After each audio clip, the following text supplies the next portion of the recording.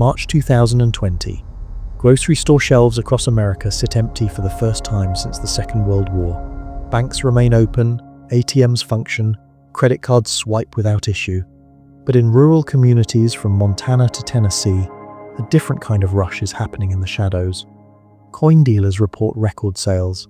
Private individuals quietly exchange Federal Reserve notes for something far older. By April, the United States Mint suspends production of silver eagles due to unprecedented demand. The official story focuses on pandemic disruptions. The real story is far more unsettling.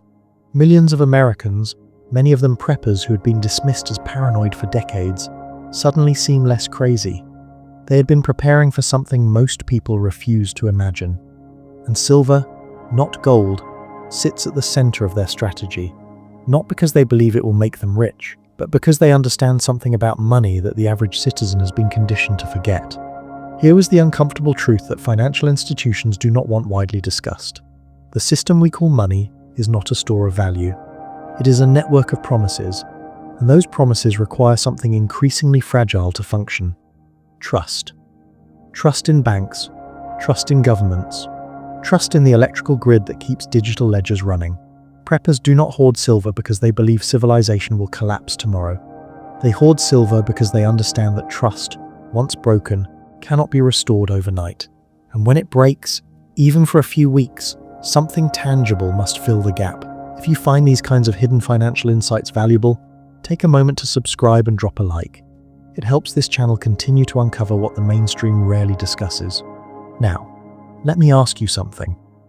Have you ever genuinely considered what happens to your money if the systems that track it simply go dark? Comment below with your thoughts, because this is a question most people refuse to ask until it is too late. To understand why silver occupies this unique position in the prepper mindset, we must travel back to a moment most Americans have been taught to overlook. The 15th of August, 1971, President Richard Nixon steps before television cameras and announces the temporary suspension of the dollar's convertibility to gold. He calls it a necessary measure to protect the American economy from speculators. The word temporary, of course, proves to be one of the great lies of the 20th century. That suspension never ends. For the first time in modern history, the world's reserve currency becomes backed by nothing but faith. In the years that followed, inflation tears through the economy. The Consumer Price Index, which had averaged around 2% annually through the 1960s, surges to over 12% by 1974 and exceeds 14% by 1980. The purchasing power of the dollar collapses by nearly 70% over a single decade. Those who held physical silver during this period watched their metal more than double in real terms while paper wealth evaporated.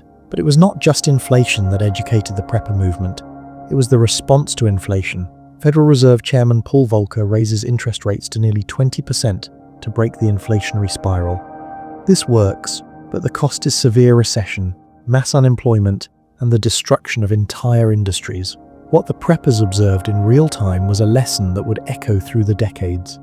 Central banks can choose between destroying your purchasing power slowly through inflation or destroying your economic stability rapidly through aggressive intervention. Either way, the individual holding paper promises loses. The individual holding silver does not. The modern financial system has only grown more abstract since 1971. Consider the mechanics of your bank account. When you deposit $100, you believe that money exists somewhere, perhaps in a vault, waiting for you to reclaim it. This is a comforting illusion. In reality, under fractional reserve banking, the bank is permitted to lend out the vast majority of your deposit. Your money becomes someone else's mortgage, someone else's business loan, someone else's credit card debt. The cash does not exist in any physical sense. It exists only as an entry in a database, dependent entirely on the continuous functioning of interconnected computer systems, communication networks, and institutional trust. As of 2024, the ratio of physical currency to total money supply in the United States sits at roughly 8%. This means that for every dollar in your digital account, only 8 cents exist as paper notes or coins. The rest is pure abstraction. Preppers grasp this abstraction with uncomfortable clarity. They study events like Cyprus in 2013, where the government, under pressure from the European Union, simply froze bank accounts and seized a percentage of deposits over €100,000.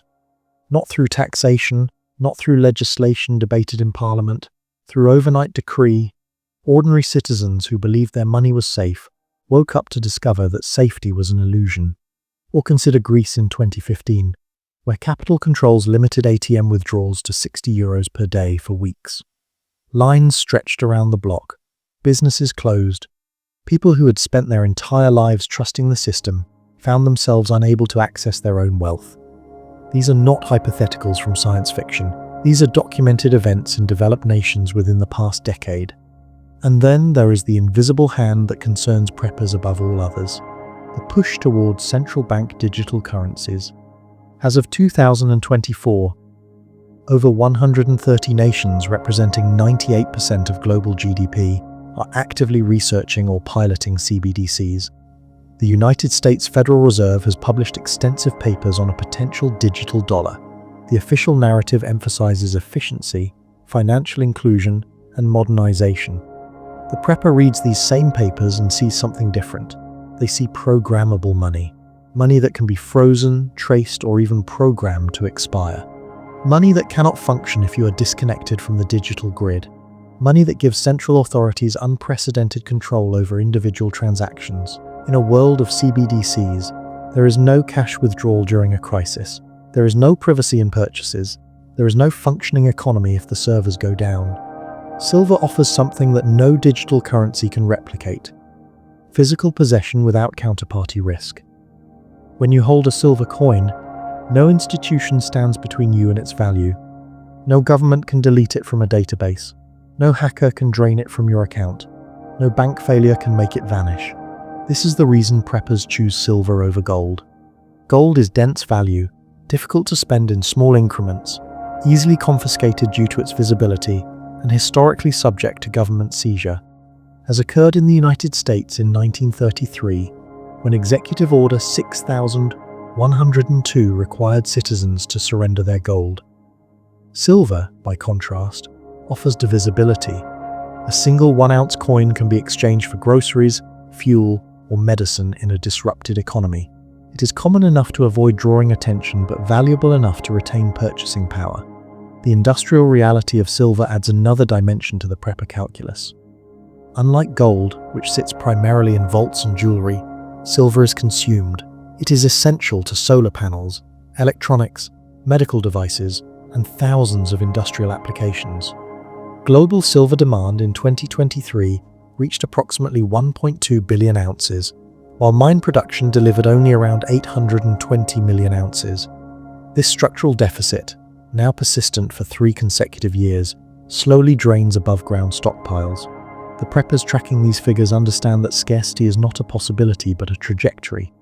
And as nations worldwide accelerate their transitions toward renewable energy, the demand for silver in photovoltaic cells alone is projected to consume more than half of current annual production by 2030. This is not speculation. This is the International Energy Agency's own modeling. What makes the prepper position particularly compelling is the historical consistency of silver as crisis money.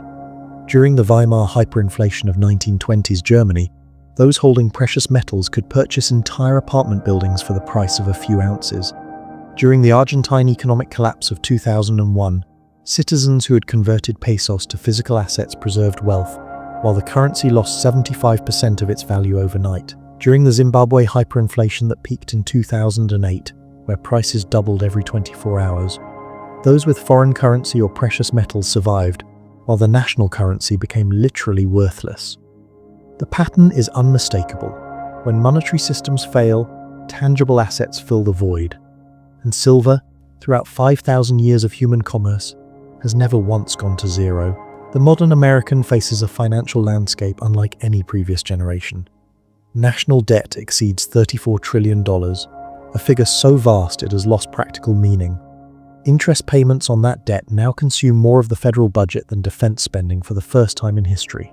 The Federal Reserve's balance sheet, which held fewer than $1 trillion in assets before 2008, now exceeds $7 trillion. These are not abstract statistics. They represent promises that cannot be kept without either currency debasement or painful restructuring.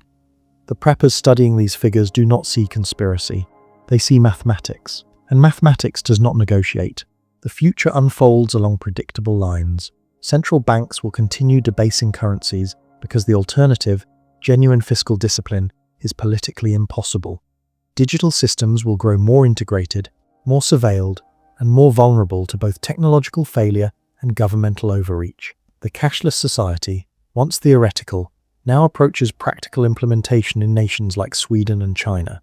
And throughout these transitions, a quiet minority will continue converting paper promises into physical metal, understanding that trust in systems must be balanced by insurance against their failure. Silver is not an investment in the traditional sense for preppers. It is not a trade to be timed or a speculation on price movement. It is insurance against a specific scenario that has occurred repeatedly throughout human history, but which modern populations have been conditioned to believe can never happen again. The scenario is simple. Systemic trust evaporates, digital systems falter, and human beings must once again negotiate value in physical terms. When that day arrives, whether through war, cyber attack, hyperinflation, or simple infrastructure failure, those holding silver will possess something that cannot be hacked, inflated, or legislated away. They will possess purchasing power in a form that human beings have recognized for millennia. This is the lesson that preppers learn from financial history. Not that the system will definitely collapse, not that silver will definitely surge, but that systems do collapse, regularly and without warning, and that those who prepare for disruption fare better than those who dismiss the possibility. The question is not whether you believe collapse is imminent. The question is whether you believe the current trajectory of debt, digitization, and centralized control can continue indefinitely without consequence. History suggests it cannot, and history, unlike central bankers, does not print convenient narratives.